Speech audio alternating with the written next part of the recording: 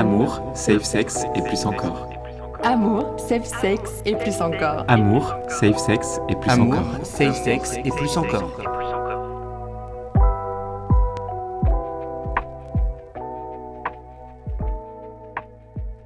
Bienvenue dans notre podcast Au cœur des corps sur la sexualité et le bien-être, où nous mettons en lumière les soins offerts au centre de santé sexuelle Le Griffon. Ce lieu se consacre au soutien des travailleurs et travailleuses du sexe et de la communauté LGBTQIA+.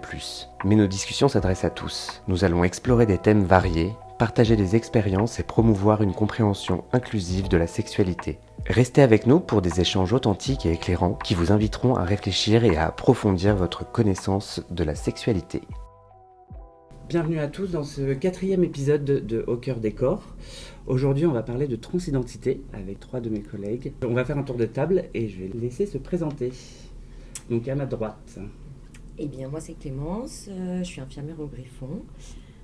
J'accueille les usagers pour différents types de prise en charge. Ça peut aller du dépistage au traitement, à l'écoute, et puis les aiguiller vers différents professionnels qui sont dans le centre.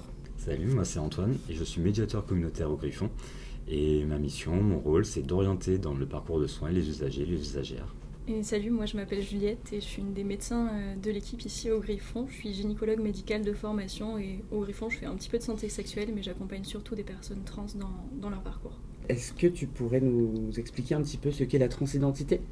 Oui, c'est assez vaste parce qu'il n'y a pas une transidentité, on parle même de transidentité au pluriel la plupart du temps, parce qu'il n'y a aucun parcours qui est linéaire, aucun parcours qui est prédéfini. Chaque personne est libre de s'autodéterminer et c'est la seule experte de son vécu et de ses parcours. Donc nous, on est là pour accompagner ces personnes, mais voilà, c'est pour dire qu'il n'y a pas une personne trans standard, donc ça va être dur de définir. Mais en tout cas, quand on parle de transidentité, on parle de personnes qui généralement ne se ressentent pas dans le genre dans lequel on les a assignées à la naissance. L'assignation à la naissance, ça se fait sur la base des organes génitaux externes. Okay. Et c'est souvent, en France, c'est que masculin-féminin. Il y a des pays où il y a le genre neutre aussi qui est possible, mais c'est pas le cas ici. Donc là, ici, on a masculin-féminin et il y a des personnes qui peuvent ne pas s'identifier à ce genre-là. Le genre, c'est vraiment une construction sociale, donc après, chaque personne est libre de s'autodéterminer. Il y a quelque chose de très intéressant que tu disais, Juliette, aussi, c'était que c'est les personnes qui sont dans l'autodétermination. C'est un peu le principe qu'on a à cœur au Griffon, que les personnes, on accueille les personnes qui sont dans l'autodétermination de leur identité de genre et de leur orientation sexuelle. Oui, carrément. Puis tu fais bien aussi de parler d'orientation sexuelle, parce qu'il y a beaucoup de personnes qui confondent un petit peu. Le genre, c'est féminin-masculin, tandis que l'orientation sexuelle, c'est plus ces personnes par qui on va être attiré, soit sexuellement, soit romantiquement. Et c'est deux choses qui sont complètement indépendantes et qui dépendent pas l'une de l'autre. Ouais. Donc ce que tu dis, c'est qu'en fait, une personne trans, elle peut être autant hétérosexuelle, elle peut être homosexuelle, voire pansexuelle, bisexuelle, une autre sexualité. Ouais, exactement. Ok. Est-ce que du coup vous avez des questions, juste pour préciser que les questions auxquelles vous avez pensé, c'est d'un point de vue plutôt naïf. Comment tu as formulé tout à l'heure, Antoine ? En fait, je disais qu'on va poser des questions qui peuvent paraître naïves, mais le but de ce podcast, c'est quand même d'informer, d'apprendre des choses sur les transidentités. Est-ce que du coup, par rapport à la transidentité, vous avez des premières questions ? Ouais. Puisque justement, on parle de personnes trans, et tu le disais tout à l'heure, Juliette, on parle de personnes qui ne se ressentent pas dans le genre qu'elles ont été assignées à la naissance. Et voilà, si on prend l'exemple très binaire, si on dit un homme trans ou une femme trans, on parle de qui ? Oui, du coup, quand on dit un homme trans, déjà c'est aux personnes de se définir en tant que telles, mais les personnes qui vont se dire homme trans, c'est des personnes qui ont été assignées filles à la naissance, mais qui se ressentent dans le genre masculin. Les femmes trans, c'est donc l'inverse, des personnes qui ont été assignées garçons à la naissance, mais qui se ressentent dans le genre féminin. Puis il y a plein de personnes qui se disent pas forcément ni hommes trans, ni femmes trans. Il y a aussi des personnes non-binaires, il y a des personnes à genre qui peuvent entrer dans le spectre des transidentités, mais qui se définissent pas de façon aussi binaire comme ou femmes trans. Oui, c'est vrai. C'est quoi la différence entre non-binaire et gender fluide ? Pour moi, gender fluide, ça fait partie de la non-binarité. Ok. C'est des personnes dont le genre peut varier aussi en fonction du temps. Et qui donne plus de liberté. Il y a peut-être un autre concept qu'on peut introduire qui est l'expression de genre. Et dans la non-binarité, il peut y avoir des personnes qui choisissent à la fois... Alors, l'expression de genre, en fait, il faudrait déjà définir ce concept. C'est la manière de se présenter, on va dire, au monde extérieur. Et il y a des personnes qui peuvent choisir de se présenter en tant que femme, en tant qu'homme, ou d'une manière plus neutre, en fait, de se présenter comme... non-genré. Ça peut avoir une dimension politique qui est la contestation des catégories de genre homme-femme et voilà, de la contestation des rôles qui sont attribués aux hommes et aux femmes dans la société binaire et patriarcale. T'as une question, Clémence ? Ouais, déjà si une personne veut transitionner, déjà est-ce que c'est le bon mot, transitionner ? Et puis comment elle procède ? Quelles sont les étapes de la transition ? Ouais, transitionner, je pense que c'est un bon terme. Après, chaque personne peut choisir ses termes propres. Et en fait, il n'y a pas d'étape prédéfinie. Souvent, les questions peuvent être médicales, mais elles peuvent être aussi sociales, elles peuvent être juridiques. Il y a vraiment plein de choses qui peuvent être possibles. Sur le plan médical, souvent, la première chose, ça va être un accompagnement vers l'hormonothérapie, un accompagnement aussi en santé mentale. Ils peuvent aussi être souhaités des chirurgies, mais c'est pas forcément... aucune des étapes n'est ni obligatoire ni nécessaire, c'est vraiment les personnes qui vont les choisir. Sur le plan social, administratif, ça va être aussi différentes étapes. Ça peut être des étapes pour avoir des prises en charge, des aides financières, ça peut être aussi des étapes pour changer de prénom, des étapes aussi pour changer de mention de genre à l'état civil. Ça, c'est des choses qui ne sont pas toujours évidentes. Okay. Là, tu parlais en fait de changer de prénom à l'état civil, etc. Justement, c'est quoi la démarche quand on veut changer de prénom ? Ça se passe comment ? Ouais, changer de prénom, ça a été simplifié. Donc normalement, c'est simplement déclaratif à la mairie, soit la mairie dans laquelle la personne est née, soit la mairie dans laquelle elle habite actuellement, si c'est deux mairies différentes. Donc il faut venir voir l'officier d'état civil, la personne qui travaille à la mairie, je ne sais pas trop comment on dit, et dire qu'on souhaite changer de prénom. Il y a des documents à remplir. Parfois, ils demandent certaines preuves pour être sûr que ce soit une demande qui soit légitime. Et normalement, ça doit être validé sans procédure autre et sans frais à avancer. Pour le changement de mention de genre à l'état civil, c'est un peu plus complexe parce que ça passe encore par le tribunal judiciaire. Donc c'est des procédures qui ont aussi été simplifiées parce qu'avant 2016, pour y avoir accès, il fallait forcément avoir une chirurgie qui était stérilisante. Mais la France a été condamnée par la Cour des droits de l'homme de l'Union européenne. Et depuis, ça a permis d'avancer un petit peu et de changer les procédures, mais ça passe quand même par un jugement. Ok. Donc, il peut y avoir besoin d'aide juridictionnelle, besoin d'aide d'association pour remplir les dossiers. C'est des choses qui ne sont pas toujours évidentes. Et il y a beaucoup de preuves qui sont demandées, des certificats. Donc nous, par exemple, en tant que professionnels de santé, on peut en faire. Et ils ont le droit de demander ces certificats, ces expertises ? Ouais, ils ont le droit de demander. Après, ils ne sont pas censés juger non plus la personne sur son apparence ni sur son parcours. Une personne peut demander de changer de mention de genre à l'état civil sans avoir ni eu accès à l'hormonothérapie ni à des chirurgies. Donc, même sans avoir commencé un parcours de transition, en fait, tu peux déjà demander un changement de prénom. Ouais. Okay. Ouais. Et du coup, pour donc le changement de prénom et du coup pour la transition, est-ce qu'il y a une limite d'âge, un âge requis plutôt Ouais. Alors pour le prénom, ça peut être fait pour les personnes mineures, mais il faut que les titulaires de l'autorité parentale soient OK avec ça.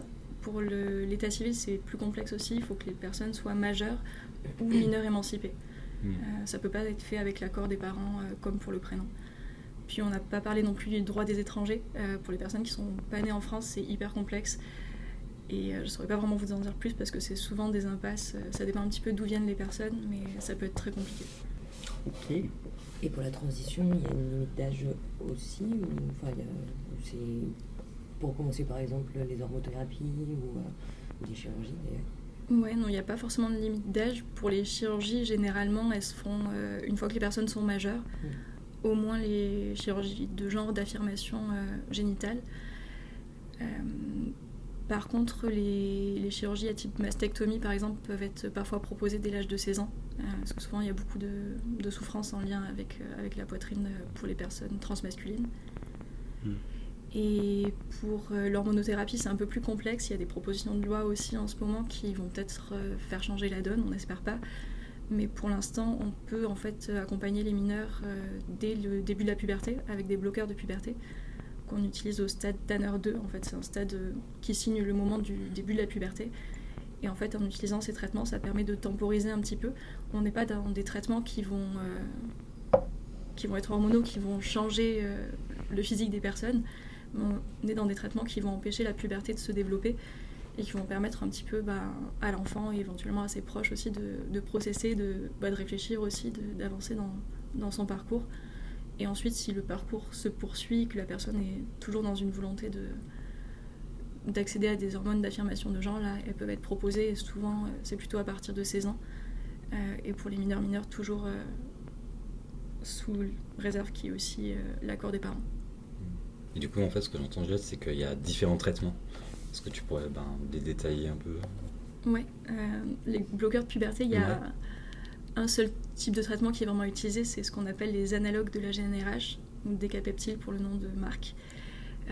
En fait, ça va bloquer le fonctionnement des gonades, donc soit les ovaires, soit les testicules. Merci. Et du coup, là, ça empêche qu'il y ait des hormones sexuées qui soient produites. Donc ça empêche que la puberté se développe, ça coupe les règles pour les garçons trans. On essaie de les utiliser avant qu'il y ait les règles, parce qu'une fois que les règles sont là, c'est que la puberté est finie, donc il n'y a plus trop d'utilité à ce qui est bloqueur, mais en tout cas, ça empêche l'arrivée des règles pour eux. Et ensuite, les traitements d'affirmation de genre, ça va être pour les personnes transmasculines de la testostérone, tout simplement. Il y a différentes formes. En France, les seules qui sont remboursées, c'est les formes injectables, soit l'androtardil, soit l'indécanoate de testostérone. Et il y a aussi une forme par gel qui existe, mais elle n'est pas remboursée, donc il n'y a pas grand monde qui l'utilise actuellement. Pour les personnes transféminines, c'est un petit peu plus varié les propositions qu'on a sur le plan médical. On peut proposer des oestrogénothérapies en monothérapie, donc c'est des oestrogènes seuls qu'on peut utiliser soit en gel, soit en patch, soit en comprimé. Et on peut aussi les associer à des bloqueurs de testostérone si les personnes vont être gênées par les effets de la testostérone. Mais c'est pas obligatoire. Et du coup, tu dis, Juliette, que les personnes peuvent être gênées par les effets de la testostérone. Il y a des contre-indications à certains traitements ? Alors, pour la testostérone, il y a assez peu de contre-indications. On monitore surtout les globules rouges parce que toute forme de testostérone va faire monter les globules rouges. Et si ça augmente trop, on parle de polyglobulie. Et ça augmente en fait la viscosité du sang et ça peut poser des problèmes vasculaires, favoriser un petit peu le risque d'infarctus, AVC, ce genre de choses. Donc on surveille, mais c'est assez rare qu'il y ait ce genre de problématiques. Et si ça arrive, il faut diminuer souvent les doses de testo et ça permet de résoudre les choses. Pour les œstrogènes, ce qui est à surveiller, c'est surtout le côté vasculaire aussi. Les œstrogènes, surtout quand on les prend par la bouche, ils passent par le foie et ça active les facteurs de coagulation. Et donc ça augmente aussi un peu les risques AVC, infarctus, ce genre de choses. Donc il faut monitorer un petit peu tous les autres aspects de la vie métabolique. Donc ça va être s'assurer que la personne ne développe pas un diabète, n'ait pas de cholestérol, ce genre de choses. Mais en fait un peu comme chez tout le monde, sauf qu'on est plus vigilante sur ce point-là. Okay. Donc il y a quand même des surveillances, du coup, des prises de sang, des bilans à faire assez régulièrement tout le long du traitement. Ouais, initialement on voit les personnes tous les 3 mois au début. Enfin en tout cas c'est ce qu'on fait ici, ça dépend probablement des centres. Mais pour adapter les choses, s'assurer que tout se passe bien. Et ensuite, une fois que tout est instauré, on fait un suivi annuel avec une prise de sang.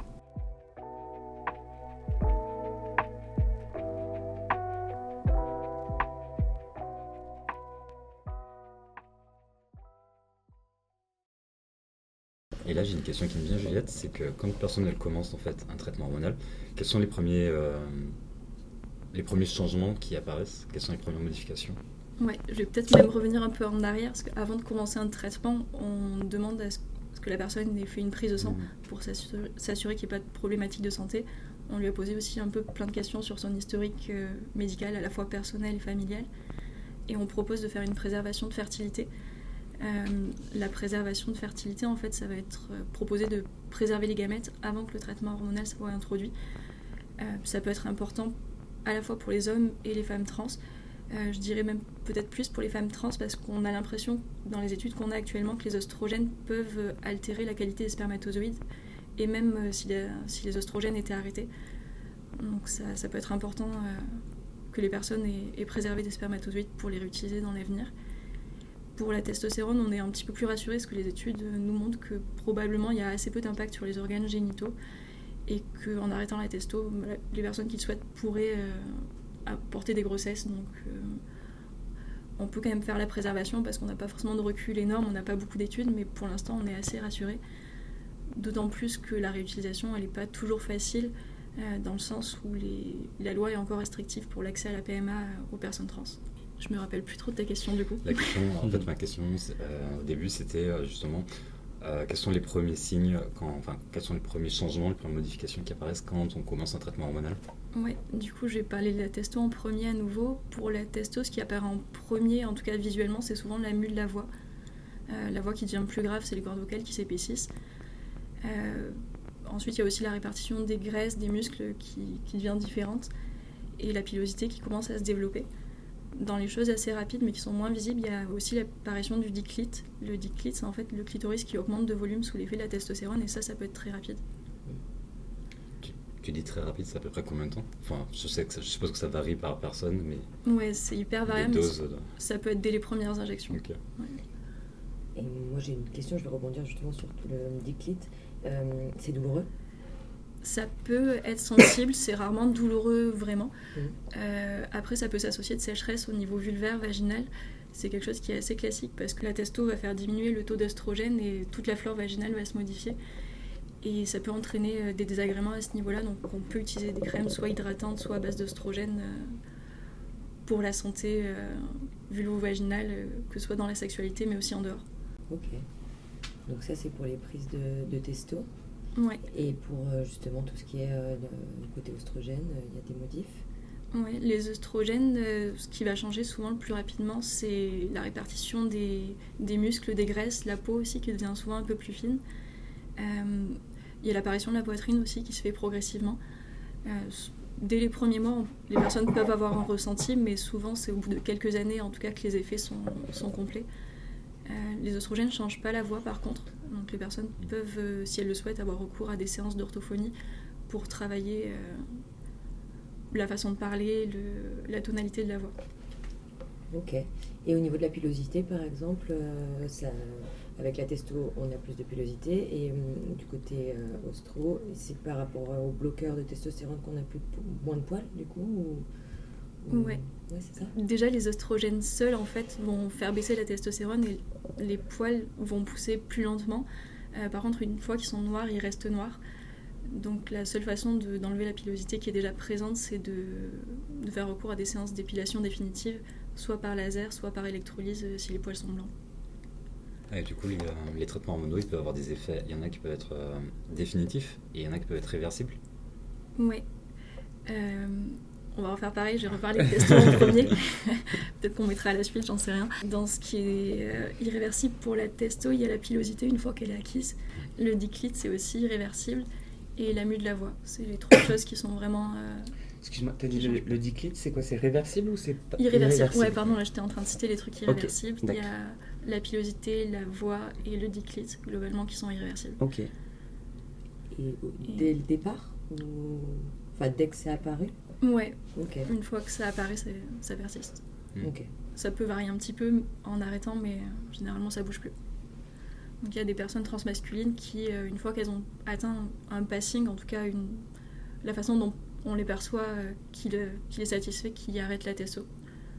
Il n'y a pas d'obligation à prendre les traitements à vie du tout. D'accord. C'est pas à vie de prendre comme ça, faire une cure, je sais pas, tous les 3 mois d'hormones, tout ça, non? Tu peux... c'est possible, enfin, ça dépend de ce que les personnes veulent, mais c'est possible de faire...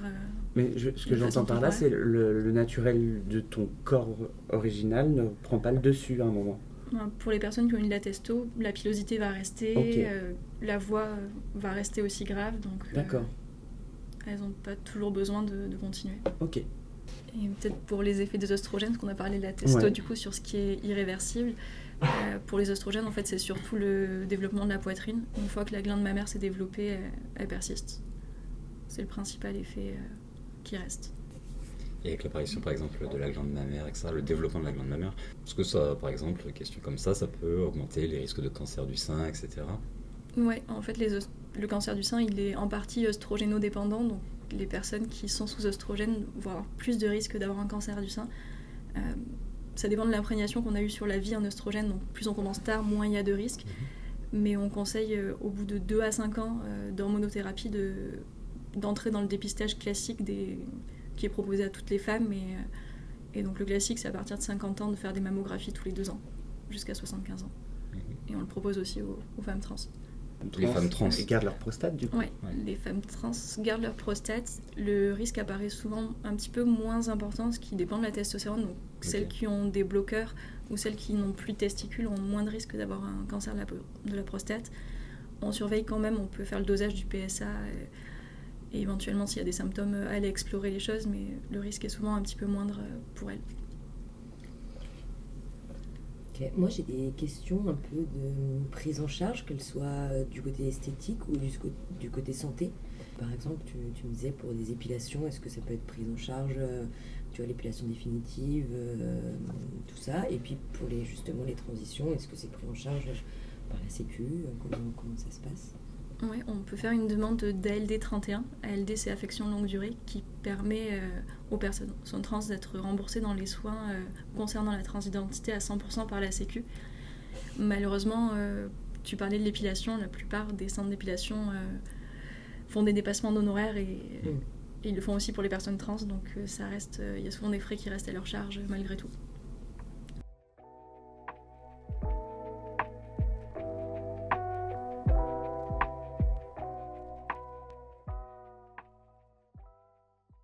Juliette, tout à l'heure, tu parlais en fait de la conservation de la fertilité. Au niveau juridique, en fait, quels sont les droits des personnes trans en ce qui concerne l'adoption, la PMA, voire même la GPA, même si c'est interdit en France? Oui, les personnes trans, en tout cas, elles sont autant susceptibles que les personnes cis de souhaiter avoir accès à la parentalité.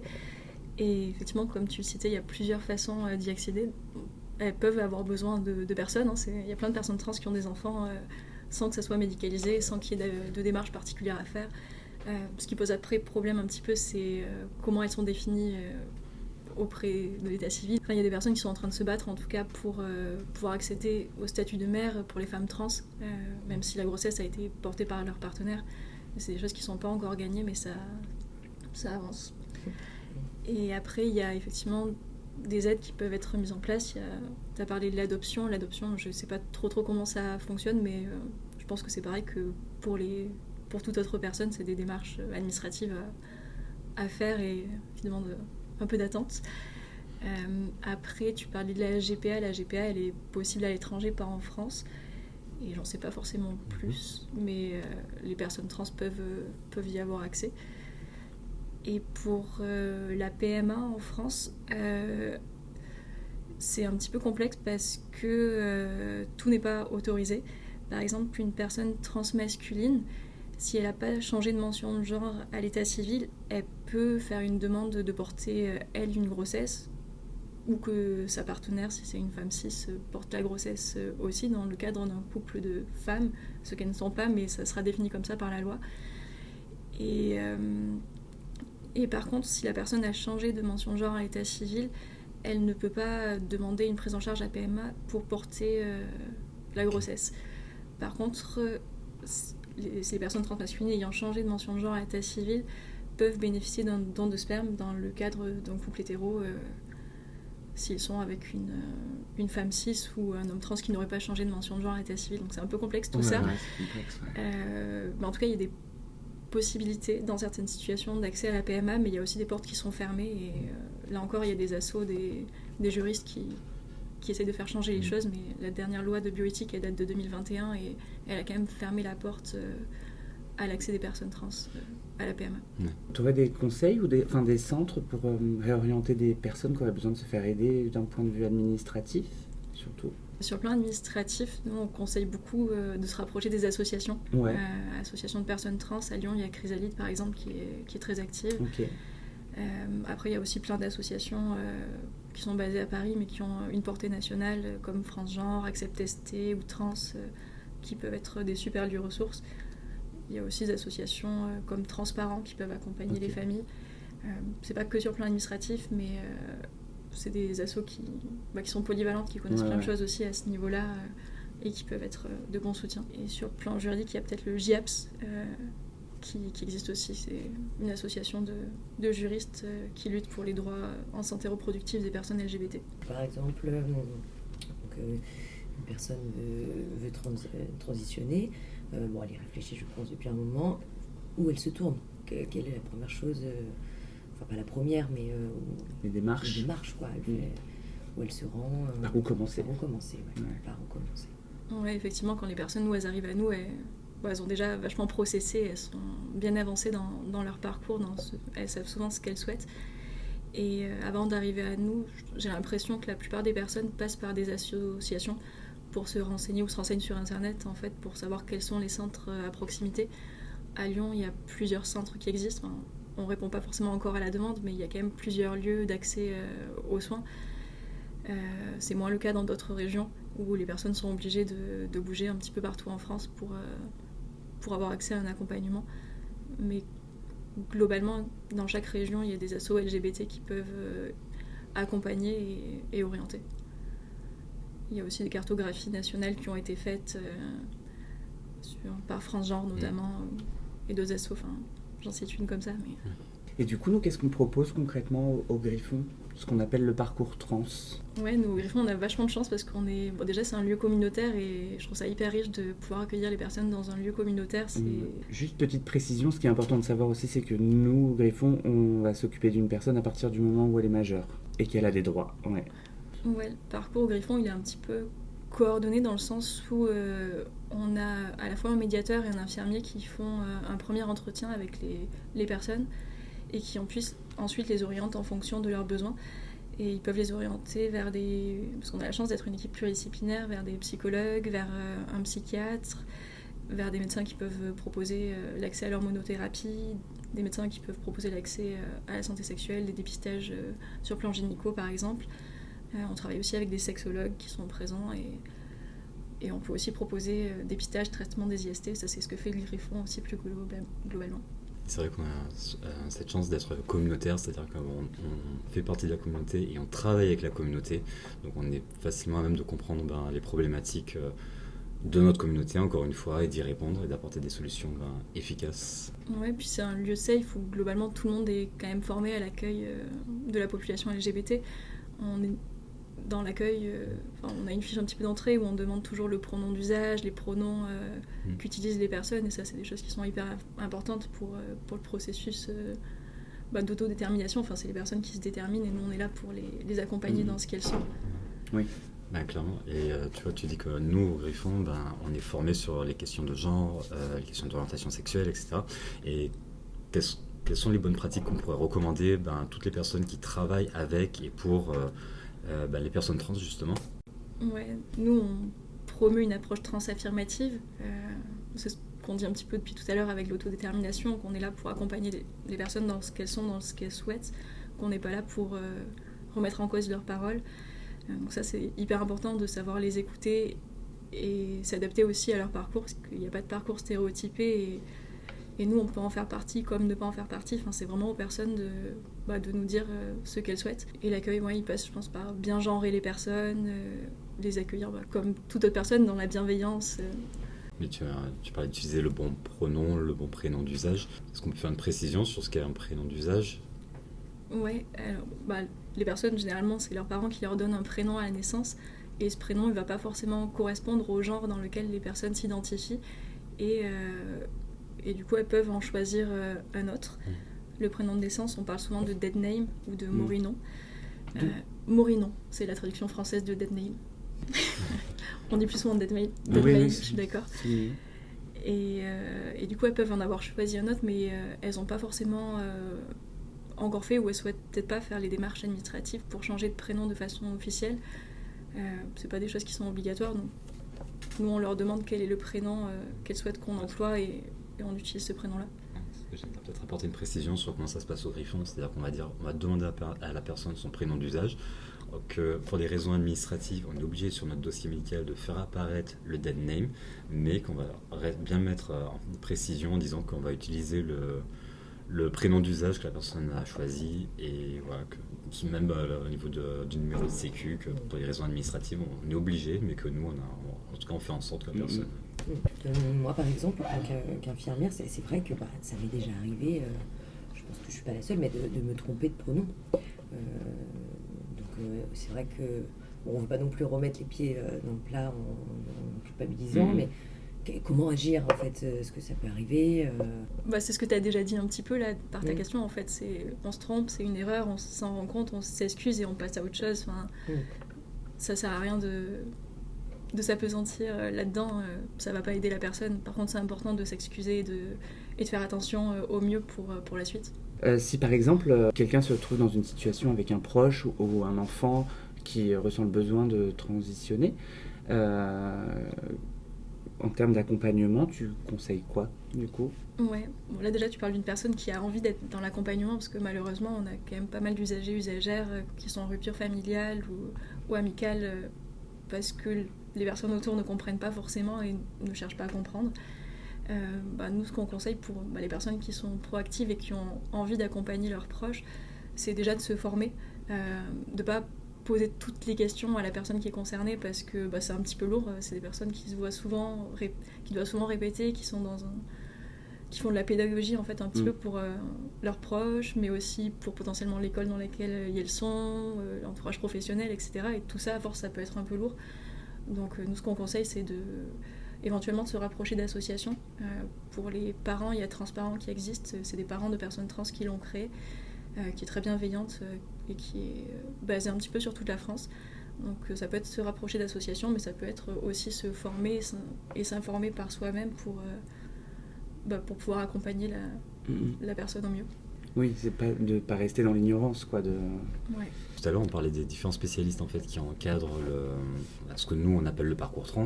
Donc différents spécialistes, on a parlé des psychologues, du psychiatre, des sexologues. Voilà. Pourquoi il y a un tel enjeu avec la santé mentale et les transidentités ? Pourquoi ? Je sais pas trop, mais en tout cas, je dirais que l'intérêt il est double, parce que les personnes trans, comme toute autre personne, peuvent avoir des comorbidités. Enfin, c'est un terme un peu médical, comorbidité, mais peuvent en tout cas avoir d'autres pathologies, besoin d'un accompagnement en santé mentale. Et c'est souvent plus difficile pour les personnes trans d'avoir accès aux psychiatres, aux psychologues du fait de leur transidentité, parce qu'ils peuvent subir des discriminations, ils peuvent se voir refuser aussi un suivi par des professionnels qui se sentent pas formés aux questions de genre. Donc avoir des professionnels formés ici, c'est fondamental pour ça, pour pouvoir les accompagner dans les choses dont ils ou elles auraient besoin, qui n'ont pas forcément de lien avec la transidentité. Puis les personnes peuvent aussi avoir besoin d'un accompagnement concernant la transidentité, parce que c'est pas forcément quelque chose d'évident à vivre, hein. C'est tout un processus. Il y a aussi quand même un rejet de la société, des discriminations qui sont présentes, donc ça peut être nécessaire d'avoir un accompagnement pour ce biais-là, mais en tout cas c'est toujours une approche transaffirmative, hein. Parce que la transidentité, elle a longtemps été psychiatrisée avec le besoin d'avoir des certificats de psychiatre, besoin d'expérience en vie réelle sans avoir accès aux hormones, aux chirurgies. Enfin, c'était des choses qui étaient hyper violentes, qui ont été faites par le passé par les professionnels de santé. Et là, nous, l'approche, c'est pas du tout ça. Le but, c'est pas de mettre un tampon pour dire ok, vous pouvez transitionner. C'est plutôt les accompagner dans leur processus à LE de transition, et pas du tout les juger et leur dire oui ou non pour l'accès au traitement. Puis pour revenir un petit peu sur les comorbidités, les personnes trans, elles sont un petit peu plus sujettes aux troubles du spectre autistique. Donc ça, c'est aussi un truc qui est important à savoir. Et au Griffon, on n'a pas forcément de personnes qui sont spécifiquement formées sur ça, mais on peut orienter aussi un pôle spécialisé au Vinatier. C'est TS2A, je crois que ça s'appelle, je suis plus sûre, mais qui permet un accompagnement entre variance de genre et TSA. Donc aussi des lieux ressources à l'extérieur du Griffon avec lesquels on travaille. Dans les grandes lignes, est-ce que tu peux raconter un peu ce que c'est le trouble du spectre autistique ? Enfin, en tout cas, en quoi ça peut avoir un impact sur la transition ? En fait, c'est pas forcément qu'il y a un impact sur la transition, et au contraire, on gère un petit peu les deux choses de façon parallèle, à la fois les problématiques qui peuvent être en lien avec la transidentité et celles qui peuvent être en lien avec le trouble autistique. C'est juste qu'il y a plus d'occurrences, plus de probabilité d'avoir un trouble du spectre autistique et d'être une personne trans. Okay. C'est juste que c'est souvent associé l'un et l'autre, c'est pas forcément une causalité. D'accord. Plus une association de ce que j'en sais. Est-ce qu'il n'y a pas une prévalence, enfin on peut dire prévalence parce que tout simplement, parce que sont des personnes qui sont très bien suivies, qui sont très suivies justement, c'est là qu'on trouve le plus. On a l'impression que non, que c'est une vraie association. Ah ouais. Mais voilà, encore une fois, je Ouais. ne veux pas dire de bêtises. Et On va peut-être couper tout le... on va demander au psychiatre de l'équipe de venir faire une petite intervention. Peut-être un prochain épisode. T'avais quelque chose à rajouter? Je me dis qu'il y avait quand même beaucoup de transphobie. C'était pour savoir s'il y avait des lieux faits pour justement tout ce qui était agression. Enfin, si certaines personnes se font agresser, parce que c'est ce qu'on disait, ça arrive. Des endroits safe? Des endroits safe, ouais. À Lyon, déjà, en France, qui sont réservés justement aux personnes trans. À ma connaissance, non, j'ai pas un lieu ressource particulier. Après, là, il y a la Maison des Femmes qui vient d'ouvrir et un des projets, c'est d'ouvrir aussi les portes aux personnes trans. Donc ça sera peut-être un lieu ressource dans un avenir plus ou moins proche. Mais j'ai pas de lieu hyper spécifique. Après, ça va être des lieux comme le Griffon,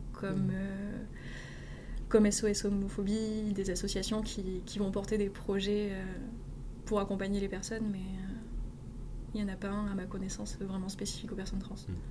Et à titre personnel, toi qui es dans le médical, est-ce que tu vois une évolution de l'intégration des personnes trans ces dernières années? De l'intégration, je sais pas, mais en tout cas de l'accompagnement, Ouais. vraiment. De la considération? Ouais, moi j'ai commencé pas commencé mes études, mais il y a 5-6 ans maintenant, j'ai fait un stage dans un service hospitalier qui accompagnait les personnes trans et était encore demandé l'accompagnement tripartite en obligeant les personnes à voir les chirurgiens, les psychiatres et les endocrinologues, alors que les personnes n'ont pas forcément du tout besoin de cet accompagnement-là. Et ça, c'est quelque chose qui révolue depuis quelques années. Donc déjà, en 5-6 ans, les lignes ont bougé dans l'accompagnement et aussi dans l'accompagnement à l'hôpital, parce qu'il y avait déjà des lieux à l'extérieur qui étaient, j'ai pas envie de dire plus safe, parce que c'était quand même pas la cata du tout à l'hôpital, mais en tout cas, il y a plus d'ouverture maintenant et les processus se simplifient. Il y a l'assurance maladie aussi qui est proactive pour accompagner les personnes trans en ce moment. Enfin, ouais, il y a pas mal de choses qui bougent. Et aujourd'hui, en dehors de la société, quels sont les freins qui persistent au niveau des transitions, de l'accès au traitement par exemple, ou l'accès aux chirurgies? Ouais, peut-être le plus gros frein, c'est qu'on n'est pas tant de professionnels formés, et que du coup, il y a pas mal de délais d'attente pour avoir accès à leur monothérapie. Je crois qu'à l'hôpital, ça peut varier entre 3 et 6-8 mois d'attente pour un premier rendez-vous. Ah oui. Nous ici, là, je crois qu'on est à 2 mois bientôt. Enfin, on commence à avoir pas mal de délais aussi. Et pour les chirurgies, les listes d'attente sont hyper longues. C'est entre 2 et 5 ans pour les chirurgies pelviennes d'affirmation de genre. C'est un petit peu plus rapide pour les chirurgies au niveau de la poitrine et du thorax. Mais Tout ce qui est chirurgie, c'est pris en charge par la Sécu? ouais, il y a des centres publics où il peut y avoir une prise en charge à 100%, toujours avec l'ALD. Il y a aussi des centres privés qui font des dépassements d'honoraires où le délai est souvent un petit peu plus court. Ok. Et juste, du coup, on n'a pas trop énoncé justement les types de chirurgie. Qu'est-ce qu'il est possible de faire? Et pour une femme trans et pour un homme trans? Pour les femmes trans, déjà, on rappelle encore que c'est vraiment ce qu'elles veulent et qu'il n'y a aucune obligation et qu'elles peuvent faire une chirurgie et pas l'autre. Et il peut y avoir ce qu'on appelle la FFS, c'est la chirurgie de féminisation du visage. Il peut y avoir aussi, si elles souhaitent, une chirurgie au niveau de la poitrine. Les hormones vont faire augmenter le volume de la poitrine, mais c'est pas toujours satisfaisant pour les personnes concernées, donc il peut aussi y avoir une chirurgie à ce niveau-là. Et il peut y avoir une chirurgie qu'on appelle vaginoplastie au niveau pelvien. C'est une chirurgie qui va enlever les testicules et qui va permettre de créer une cavité vaginale. Il y a différentes techniques, donc on va pas rentrer dans le détail, mais voilà, pour les femmes trans, c'est ce qui peut être actuellement proposé. Pour les hommes trans, la chirurgie qui est la plus souvent réalisée, c'est la torsoplastie ou mastectomie ou mammectomie. Il y a plein de façons de la nommer, mais en fait, c'est le fait de retirer la poitrine. On n'enlève pas forcément la glande mammaire en entier dans ces chirurgies-là, donc il faut rester vigilante sur le risque de cancer du sein.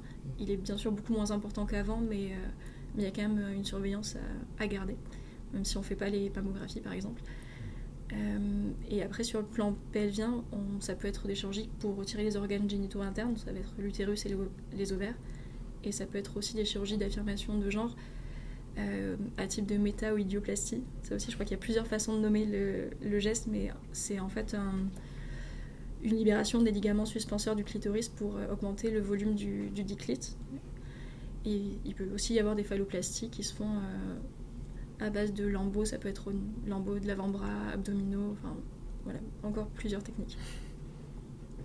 Ok. Avant, on entendait parler de transsexuels, aujourd'hui on parle de personnes transgenres ou tout simplement de personnes trans.